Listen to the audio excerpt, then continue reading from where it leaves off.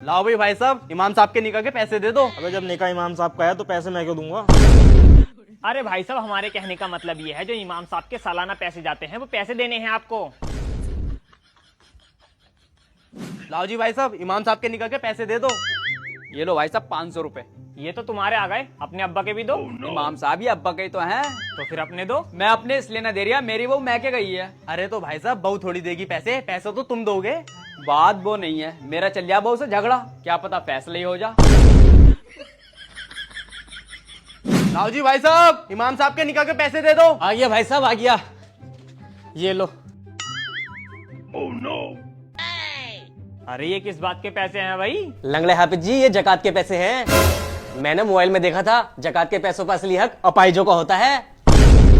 अबे खबीस के बच्चे, अगर अपाई जी तो क्या तुझसे जकात के पैसे लूंगा? अल्हम्दुलिल्लाह, तुझसे ज्यादा माल ला रहा हूँ। ऑन रोड 5 बीघे जमीन है, इतने हल्के में मत लिए। तुझ जैसे खड़े खड़े खरीद लूंगा। अगर तुझ जैसे खरीद ना पाया तो मेरा नाम भी लंगड़े हाफिज जी ना आए।